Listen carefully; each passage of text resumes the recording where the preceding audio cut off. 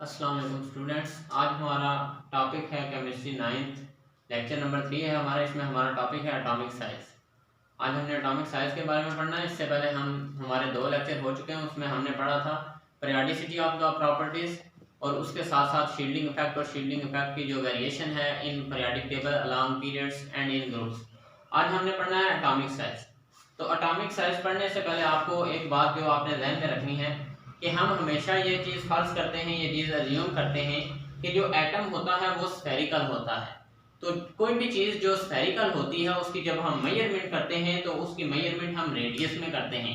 इसलिए एटम भी स्फेरिकल होता है तो इसकी जो मेजरमेंट होगी वो भी रेडियस में होगी। इस वजह से इसे हम एटॉमिक साइज को मेजर करते हैं एटॉमिक रेडियस में।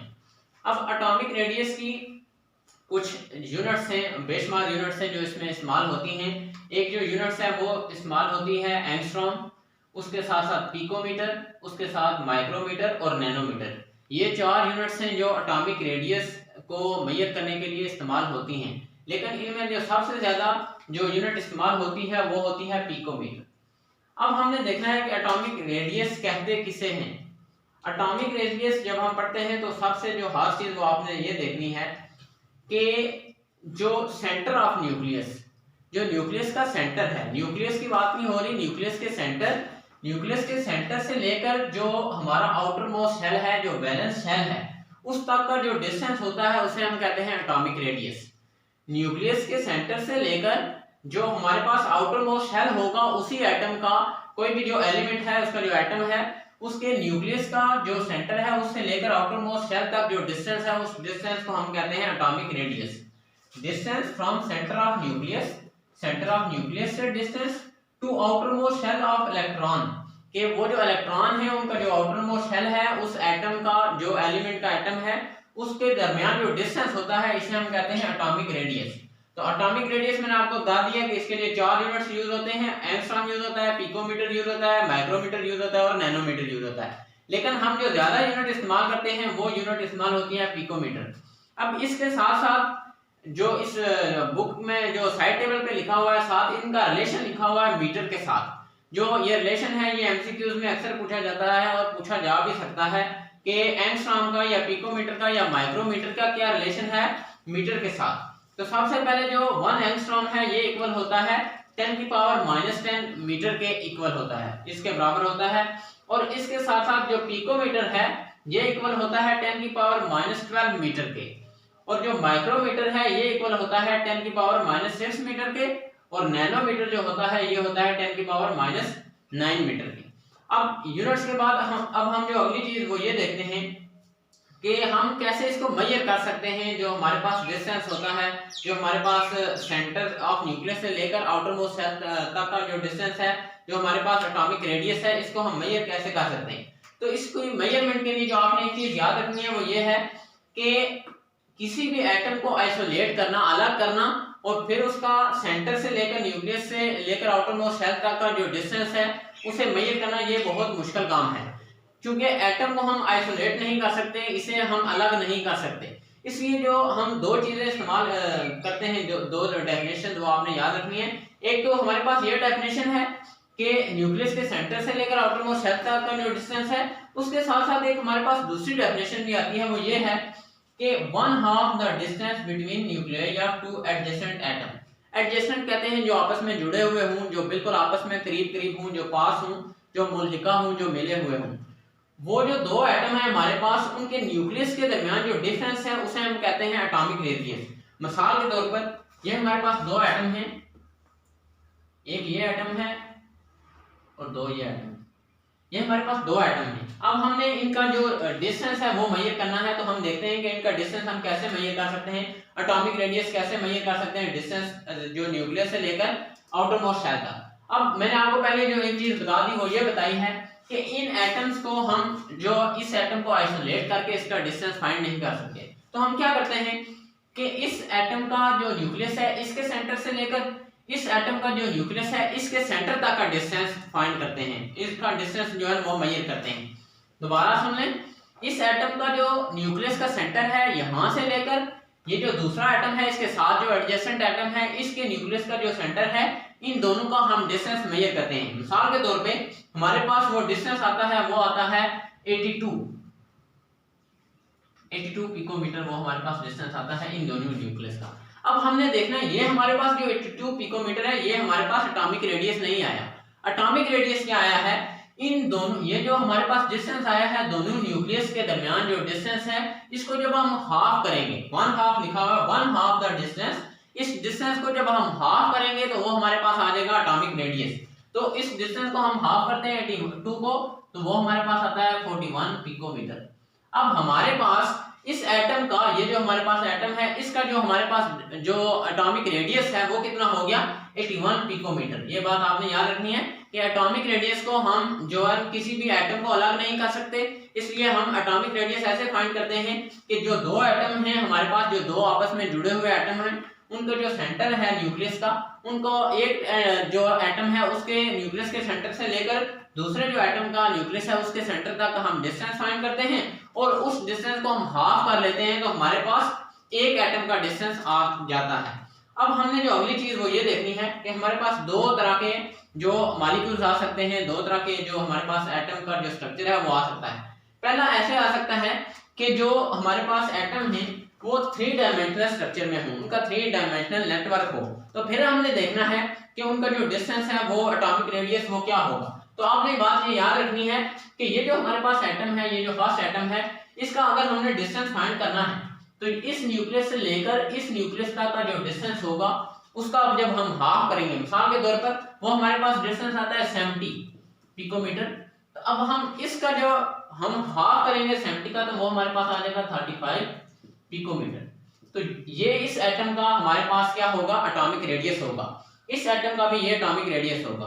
अब हम इन एटम का जो रेडियस है, इस एटम का रेडियस इसके रेफरेंस से भी फाइंड कर सकते हैं और इस एटम का हम जो रेडियस है वो इस एटम के रेफरेंस से भी फाइंड कर सकते हैं, लेकिन दोनों दफा जो रेडियस आएगा वो सेम आएगा, वो चाहे हम इस एटम के रेफरेंस से फाइंड करें या फिर इस एटम को देखते हुए हम उसका एटॉमिक रेडियस फाइंड करें। तो ये बात आपने याद रखनी है कि एटॉमिक रेडियस क्या होता है, क्योंकि हम एटम को आइसोलेट नहीं कर सकते, इसलिए हम एटॉमिक रेडियस फाइंड करते हैं दो जो आपस में जुड़े हुए एटम हैं उनके न्यूक्लियस का, जो न्यूक्लियस, एक न्यूक्लियस के सेंटर से लेकर दूसरे के न्यूक्लियस के सेंटर तक हम डिस्टेंस फाइंड करते हैं और उसके डिस्टेंस को हम क्या करते हैं, हाफ कर देते हैं, तो वो हमारे पास आ जाता है एटॉमिक रेडियस। ये उसकी डेफिनेशन है। अब एक तो मैंने आपको बता दिया कि अगर हमारे पास 3 डायमेंशनल स्ट्रक्चर है किसी भी जो एलिमेंट का, जो मॉलिक्यूल है उसका, तो हम उसका डिस्टेंस कैसे फाइंड करते हैं कि हम इस नेबरिंग एटम को भी देख सकते हैं और इस जो नेबरिंग, इसका जो हमसाया एटम है उसको भी देख सकते हैं। लेकिन दूसरा हमारे पास केस ऐसा आ सकता है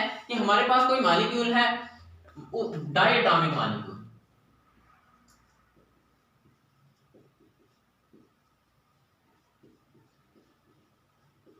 कुछ जो एलिमेंट होते हैं वो डायटॉमिक मॉलिक्यूल्स की फॉर्म में होते हैं। मिसाल के तौर पे हमारे पास हाइड्रोजन है H2, अब इसके 2 एटम है, ये हाइड्रोजन एक एलिमेंट है और ये डायटॉमिक मॉलिक्यूल की फॉर्म में है, इसके 2 एटम है। अब हमने इनका एटॉमिक रेडियस फाइंड करना है, तो वो हम कैसे फाइंड कर रहे हैं, वो आपने देखना है कि इसका ये 2 ही एटम है, तो हमने देखना है कि इसी मॉलिक्यूल में, हम इस मॉलिक्यूल की बात कर रहे हैं, किसी दूसरे मॉलिक्यूल की नहीं। अगर इसी के साथ हाइड्रोजन का मिसाल के तौर पे यहाँ पर एक दूसरा मॉलिक्यूल भी आ जाता है, ये उसका डायटॉमिक मॉलिक्यूल है, तो अब हम इस एटम का जो रेडियस है इसका और इसका आपस में फाइंड नहीं कर सकते, इन दोनों को हम जो है रेफर नहीं कर सकते। अब हम जो रेफरेंस देखेंगे, रेफरेंस जो पोजीशन है वो ये साथ वाला एटम है, इस एटम का हम रेडियस इस एटम के न्यूक्लियस से फाइंड नहीं कर सकते। हम इस एटम का जो रेडियस है इसके न्यूक्लियस के सेंटर से लेकर ये जो इसके साथ वाला एटम है इसके न्यूक्लियस के सेंटर तक ही देखेंगे, किसी दूसरे मॉलिक्यूल के, चाहे वो उसी एलिमेंट का हो, उसके रेफरेंस से हम इसका एटॉमिक रेडियस फाइंड नहीं कर सकते। तो ये बात आपने याद रखनी है कि एटॉमिक रेडियस हमेशा जो एडजेसेंट एटम होता है, जो साथ मिला हुआ एटम होता है, उसी को देखते हुए फाइंड किया जा सकता है। अब उसके साथ आपने जो चीजें मैं दोबारा सारी एक दफा एक्सप्लेन कर देता हूँ, बयान कर देता हूँ। पहली बात मैंने आपको ये बताया कि जो कोई भी जो एटम होता है वो हम ये एज्यूम करते हैं कि वो स्फेरिकल इन शेप है, जो एटम की जो शक्ल है, जो उसकी शेप है वो क्या है, स्फेरिकल है। तो इस लिहाज से हम ये देखते हैं कि उसका साइज हम रेडियस में फाइंड करते हैं, क्योंकि हम स्फेरिकल चीजों का जो हमारे पास जो मेजरमेंट होगी है वो रेडियस की शक्ल में आती है। तो अब हमने दूसरी बात ये कि रेडियस, एटॉमिक रेडियस, फिर उसकी डेफिनेशन हमने देखी, वो क्या होती है कि न्यूक्लियस के सेंटर से लेकर जो किसी भी एटम का जो आउटर मोस्ट शेल होता है जिसमें इलेक्ट्रॉन मौजूद होते हैं उस तक का जो डिस्टेंस है इसे हम कहते हैं एटॉमिक रेडियस। उसके बाद जो अगली बात हमने वो ये की कि एटॉमिक रेडियस की मुख्तलिफ यूनिट्स हैं, एंगस्ट्रॉम है, पिकोमीटर है, माइक्रोमीटर है और नैनोमीटर है, लेकिन जो मोस्टली हम यूज करते हैं वो पिकोमीटर यूज करते हैं। और उसके साथ हमने उसका रिलेशन बताया कि मीटर के साथ इन तमाम यूनिट्स का जो रिलेशन है वो क्या होता है। उसके बाद अगली चीज हमने ये बताई कि एटम को क्योंकि आइसोलेट करना मुश्किल है, एक सिंगल एटम को हम अलग करके उसका हम डिस्टेंस जो है उसका जो न्यूक्लियस से आउटर मोस्ट शेल तक का जो डिस्टेंस है, जो एटॉमिक रेडियस है वो फाइंड नहीं कर सकते। तो इसलिए हम क्या करते हैं कि जो दो आपस में मिले हुए एटम हैं उनके एक एटम के न्यूक्लियस से लेकर दूसरे एटम के न्यूक्लियस तक का डिस्टेंस फाइंड करते हैं और उस डिस्टेंस को हम क्या कर लेते हैं, हाफ कर लेते हैं, तो वो हमारे पास एक एटम का एटॉमिक रेडियस आ जाता है। उसके बाद अगली जो बात हमने ये की कि हमारे पास दो तरह के एटम्स हो सकते हैं, एक ये कि वो 3D स्ट्रक्चर में हो, तो उस वक्त हम एटॉमिक रेडियस कैसे फाइंड करेंगे। तो हमने ये देखना है कि अगर वो ऐसे 3D जो है स्ट्रक्चर में है, 3 डायमेंशनल स्ट्रक्चर में है, तो इस एटम का जो रेडियस है वो हम इस एटम के रेफरेंस से भी देख सकते हैं कि इस एटम के न्यूक्लियस से लेकर इस एटम के न्यूक्लियस तक हम जो है डिस्टेंस फाइंड करें और उस डिस्टेंस को क्या कर लें, हाफ कर लें। अब दूसरी बात यह है कि हम इस एटम को इस एटम के रेफरेंस से भी देख सकते हैं कि इस एटम के न्यूक्लियस से लेकर इस एटम के न्यूक्लियस तक का डिस्टेंस फाइंड करें और उस डिस्टेंस को क्या कर लें, हाफ कर लें। अब दूसरे हमारे पास जो तरीकाकार वो ये आता है कि दो हमारे पास एक कोई भी एटम है, कोई भी एलिमेंट है, वो डायटोमिक मॉलिक्यूल की फॉर्म में है, मिसाल के तौर पर वो हाइड्रोजन है, तो हमने क्या करना है कि उसका जो दोनों एटम हैं, एक एटम के न्यूक्लियस से लेकर दूसरे एटम के न्यूक्लियस तक का डिस्टेंस फाइंड करना है। लेकिन आपने बात ये याद रखनी है कि वो उसी मॉलिक्यूल के एटम हों। हम एक मॉलिक्यूल के एटम को का जो डिस्टेंस है, जो एटॉमिक रेडियस है, वो दूसरे मॉलिक्यूल के एटम को देखकर फाइंड नहीं कर सकते, वो उसी मॉलिक्यूल का जो एटम है उसके रेफरेंस के लिहाज से हम क्या कर सकते हैं, उसका जो डिस्टेंस है वो फाइंड कर सकते हैं। यहाँ तक था ये एटॉमिक रेडियस और इसकी सारी चीजें, जो डेफिनेशन और इसकी यूनिट्स और बाकी इसकी जो मेजरमेंट है। अब हमने आगे देखना है कि एटॉमिक जो रेडियस है ये पीरियोडिक टेबल में कैसे वेरी करता है, अलोंग द ग्रुप्स इसकी क्या ट्रेंड है और अलोंग द पीरियड इसके क्या ट्रेंड है। अच्छा, अब हमने आगे देखना है कि एटॉमिक जो साइज है, जो एटॉमिक रेडियस है, वो कैसे वेरी करता है, कैसे उसमें तब्दीली आती है पीरियड में, वो उसकी क्या चेंज आती है पीरियड में। तो सबसे जो पहली बात वो ये है कि एटॉमिक जो रेडियस है, जो एटॉमिक रेडियाई है, ये डिक्रीज होता है इन पीरियड। मतलब ये कि जब हम पीरियड में जो लेफ्ट से राइट पर जाते हैं तो हमारे पास जो एटॉमिक रेडियस है वो क्या होता है, डिक्रीज होता है। जैसा कि मैंने यहाँ पर कुछ एलिमेंट्स लिखे हैं, एक लिथियम लिखा है, बेरिलियम लिखा है, कार्बन लिखा है और नाइट्रोजन लिखा है। ये जो सारे एलिमेंट्स हैं ये हैं हमारे पास सेकंड पीरियड के। तो आपने ये देखना है कि इनका एटॉमिक रेडियस डिक्रीज हो रहा है। ये हम लेफ्ट साइड से राइट साइड पे जा रहे हैं अलोंग द पीरियड्स। तो लिथियम का जो एटॉमिक हमारे पास रेडियस है वो आता है 152। उसके बाद जो बेरिलियम है, जो इससे अगला एलिमेंट है, उसका एटॉमिक रेडियस है 112। उसके बाद जो इससे अगला एलिमेंट है वो है कार्बन, उसका एटॉमिक रेडियस 85। और उससे जो अगला एलिमेंट है वो है हमारे पास नाइट्रोजन, उसका एटॉमिक रेडियस है 77।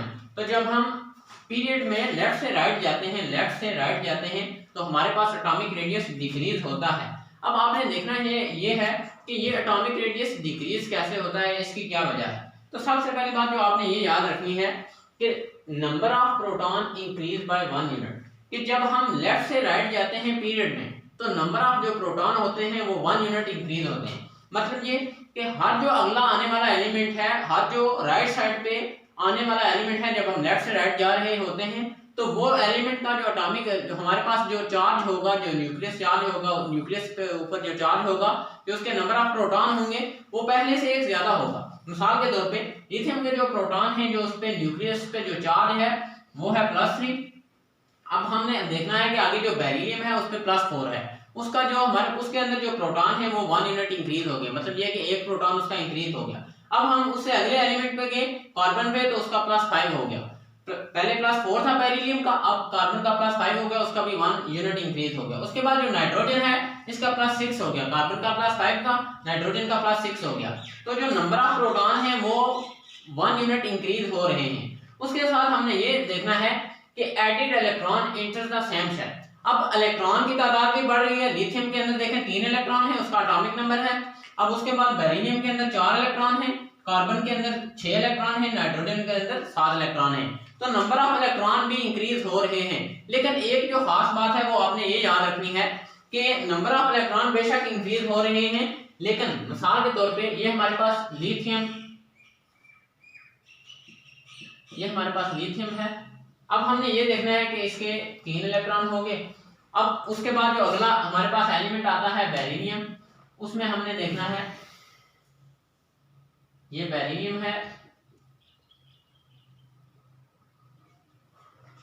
इसके जो हमारे पास नंबर ऑफ इलेक्ट्रॉन है वो 4 है।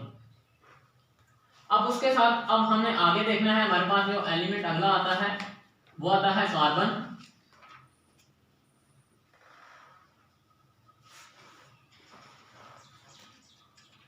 तो कार्बन का आपने ये देखना है कि पहले शेल में 2 इलेक्ट्रॉन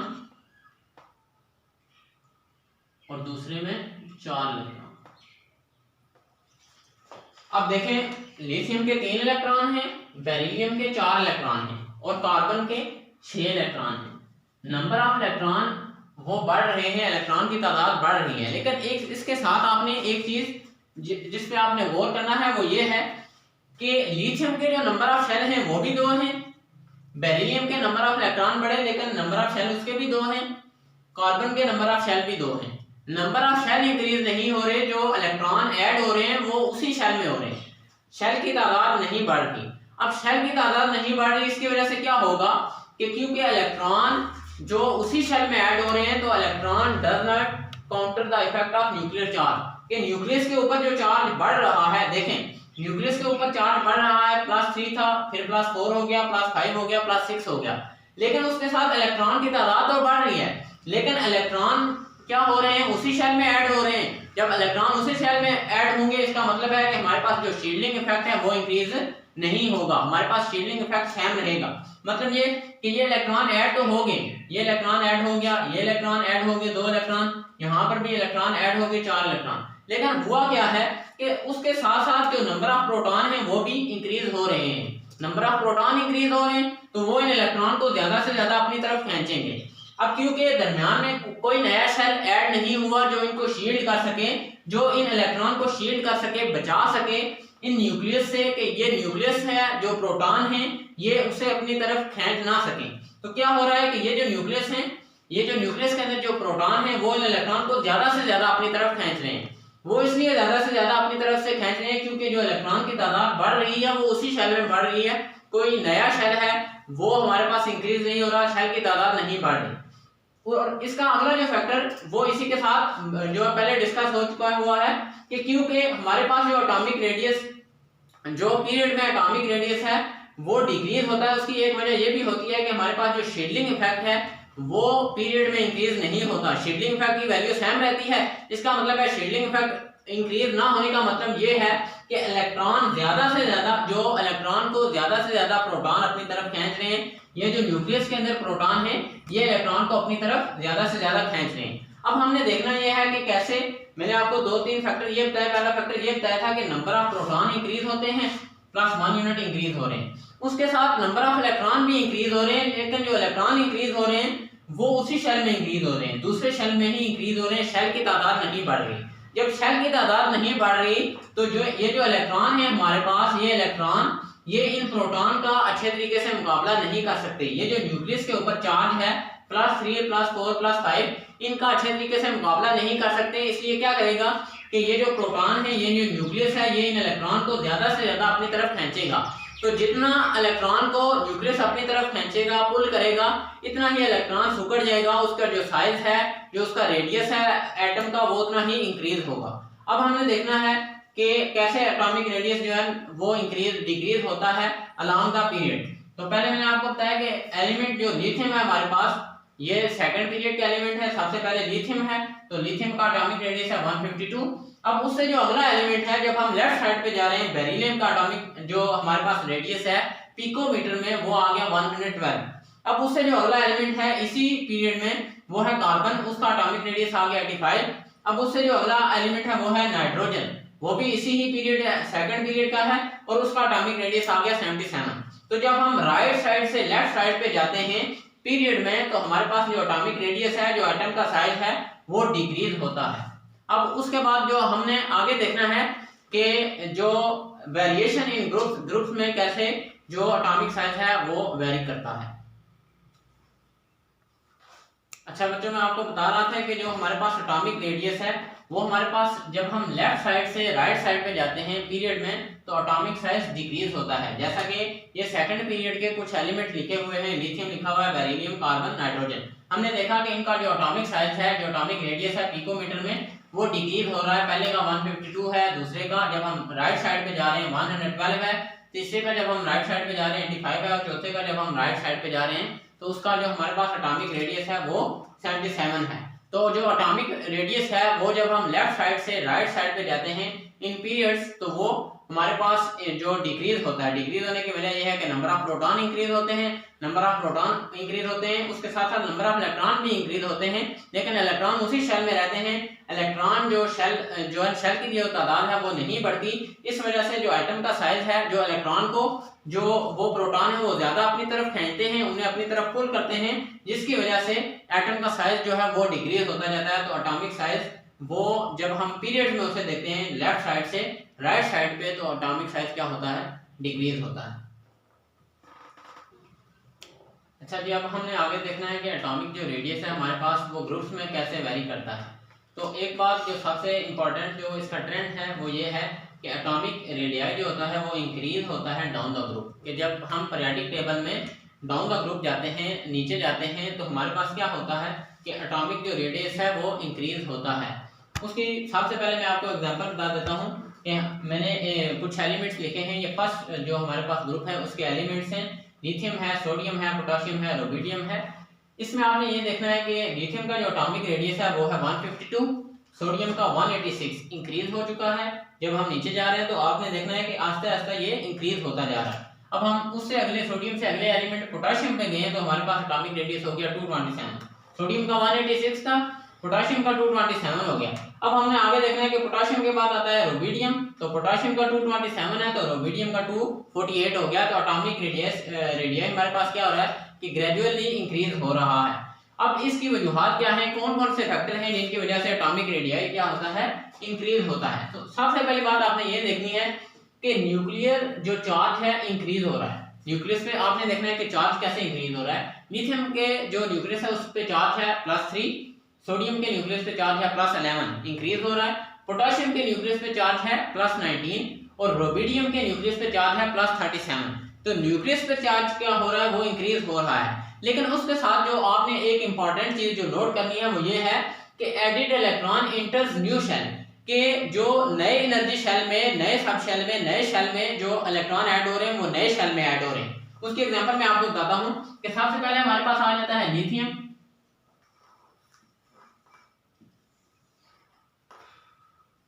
पहले शेल में इसके 2 इलेक्ट्रॉन और दूसरे में 1 इलेक्ट्रॉन, ये हमारे पास आ गया लिथियम।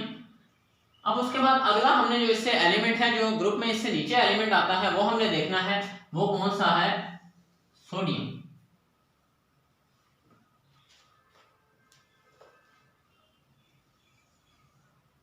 अब पहले शेल में 2 इलेक्ट्रॉन,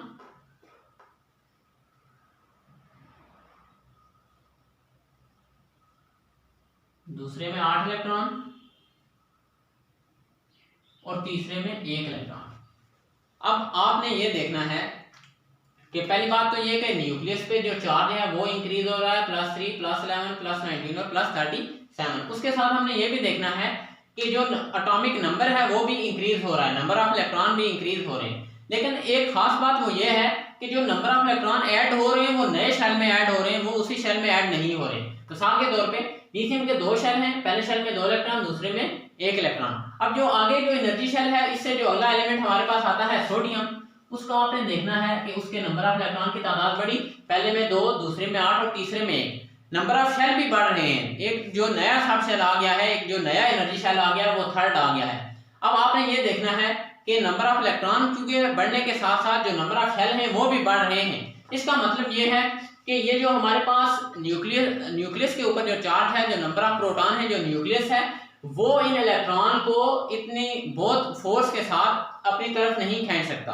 वो इन इलेक्ट्रॉन को बहुत अच्छे तरीके से शील्ड कर सकता है। ये जो नया शेल है ये इन इलेक्ट्रॉन को क्या करेगा, ये इस इलेक्ट्रॉन को शील्ड करेगा, बचाएगा इस न्यूक्लियस से कि ये न्यूक्लियस इसे ज्यादा अपनी तरफ अट्रैक्ट ना कर सके, क्योंकि न्यूक्लियस पे पॉजिटिव चार्ज है और इस पे नेगेटिव चार्ज है। इलेक्ट्रॉन को न्यूक्लियस की कोशिश ये होती है कि वो इन इलेक्ट्रॉन को अपनी तरफ पुल करे, अपनी तरफ खींचे। लेकिन यहाँ पर हुआ क्या है कि एक नया शेल इंक्रीज हुआ है, तो ये जो दरमियान वाले ये जो शेल हैं, दोनों शेल, ये क्या करते हैं, इस लास्ट शेल के इलेक्ट्रॉन को इस न्यूक्लियस की तरफ खींचे जाने से रोकते हैं, उसे बचाते हैं, जिसकी वजह से क्या होता है कि हमारे पास जो एटॉमिक जो रेडियस है वो इंक्रीज होता है। तो पहली बात ये होगी कि न्यूक्लियस चार्ज इंक्रीज हुआ तो इससे कोई अच्छा जो है फर्क वो नहीं पड़ता। उसकी वजह क्या है कि added electron enters new shell, कि जो इलेक्ट्रॉन की तादाद जो बढ़ रही है, जो नए इलेक्ट्रॉन आ रहे हैं वो नए शेल में जो है ऐड हो रहे हैं, वो पुराने शेल में ऐड नहीं हुए, उसी शेल में ऐड नहीं हुए। इसकी वजह से क्या होता है कि nuclear charge doesn't fully counter,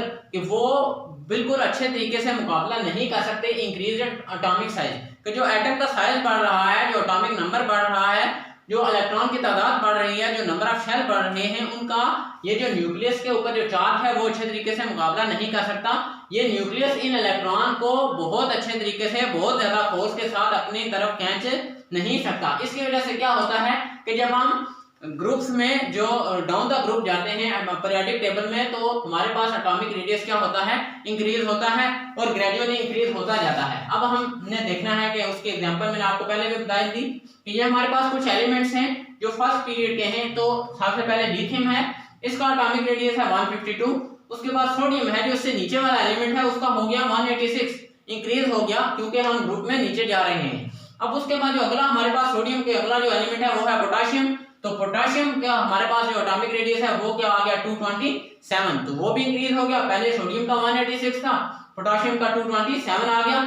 उसके बाद हमने देखना है रुबिडियम का जो एटॉमिक साइज है वो कितना हो गया, एटॉमिक रेडियस 248। ये सारे जो एटॉमिक रेडियस हैं ये पिकोमीटर में हैं और ये डाउन द ग्रुप है, हम ग्रुप में नीचे जा रहे हैं, तो एटॉमिक रेडियस क्या हो रहा है, इंक्रीज हो रहा है। एक दफा दोबारा सुन लें कि एटॉमिक जो रेडियस है वो क्या होता है, इंक्रीज होता है डाउन द ग्रुप। ये इसकी वेरिएशन है, ये इसका ट्रेंड है इन ग्रुप्स। उसके फैक्टर क्या है, पहली बात ये है कि न्यूक्लियस के ऊपर जो चार्ज है, न्यूक्लियर चार्ज है, वो क्या होता है, इंक्रीज होता है जब हम ग्रुप में नीचे जाते हैं। लेकिन हमारे पास इसके साथ साथ जो इलेक्ट्रॉन की तादाद है वो भी क्या हो रही है, इंक्रीज हो रही है। इलेक्ट्रॉन की तादाद भी इंक्रीज हो रही है और जो इलेक्ट्रॉन की तादाद इंक्रीज हो रही है, जो नए इलेक्ट्रॉन शामिल हो रहे हैं वो नए शेल में शामिल हो रहे हैं, पुराने शेल में उसी शेल में शामिल नहीं हो रहे। अब क्योंकि शेल की तादाद बढ़ती जाती है तो शील्डिंग इफेक्ट भी बढ़ता जाता है। शील्डिंग इफेक्ट बढ़ने का यह मतलब है कि ये जो नए शेल हैं ये इस इलेक्ट्रॉन को, जो वैलेंस शेल के इलेक्ट्रॉन हैं, इन इलेक्ट्रॉन को ये जो दरमियान में शेल हैं, जो इनर शेल हैं, ये क्या करते हैं, इस न्यूक्लियस की तरफ खींचने से, न्यूक्लियस को इन्हें अपनी तरफ पुल करने से बचाते हैं। इन इलेक्ट्रॉन को वो जितना बचाएंगे इस एटम का साइज इतना ही बढ़ेगा, इतना ही साइज इंक्रीज होता जाएगा। तो न्यूक्लियस के जो एटॉमिक जो रेडियस है वो क्या होता है, डाउन द ग्रुप इंक्रीज होता है। ये हमारा आज का टॉपिक था। इसमें हमने जो चीजें पढ़ी हैं वो मैं आपको एक दफा दोबारा एक्सप्लेन करता हूं कि हमने सबसे पहले पढ़ा एटॉमिक रेडियस क्या होता है, कि जो डिस्टेंस है सेंटर ऑफ न्यूक्लियस से लेकर आउटर मोस्ट शेल तक उसे हम कहते हैं एटॉमिक रेडियस। इसके साथ साथ हमने इसके यूनिट्स पढ़े थे, पिकोमीटर, नैनोमीटर, माइक्रोमीटर, और उसके बाद हमने पढ़ा था माइक्रोमीटर और एंगस्ट्रॉम। और उसके साथ साथ इनका रिलेशन क्या है जो पिकोमीटर के मीटर के साथ। और इसके साथ साथ हमने ये भी पढ़ा था कि कैसे हम मेजरमेंट कर सकते हैं, जो हमारे पास कोई भी एटम होते हैं, कैसे हम न्यूक्लियस के दरमियान जो डिफरेंस है वो फाइंड करके एटम की जो एटॉमिक रेडियस है उसकी मेजरमेंट करते हैं। उसके बाद हमने ये पढ़ा कि कैसे एटॉमिक जो रेडियस है वो अलोंग द ग्रुप जो उसका ट्रेंड क्या है, अलोंग पीरियड उसका ट्रेंड क्या है। अलोंग पीरियड वो डिक्रीज होता है क्योंकि नंबर ऑफ शेल इंक्रीज नहीं होते, नंबर ऑफ प्रोटॉन इंक्रीज होते हैं। और जो अलोंग ग्रुप है वो जो अलोंग पीरियड है वो डिक्रीज होता है क्योंकि नंबर ऑफ शेल वो इंक्रीज नहीं होते, लेकिन नंबर ऑफ जो प्रोटॉन है वो इंक्रीज हो रहे होते हैं। और जो अलोंग ग्रुप्स है हमारे पास वो इंक्रीज होता है। इंक्रीज इस वजह से होता है क्योंकि नंबर ऑफ प्रोटॉन तो इंक्रीज होते हैं, लेकिन उसके साथ साथ जो एनर्जी के शेल हैं जो वो भी इंक्रीज हो रहे होते हैं। तो ये हमारा आज का टॉपिक था एटॉमिक रेडियस। उम्मीद है आपको इस जो है बेहतर तरीके से इसकी समझ आ गई होगी। लेकिन अगर आपको फिर भी समझ ना आए तो आप क्वेश्चन आंसर सेशन में क्वेश्चन पूछ सकते हैं।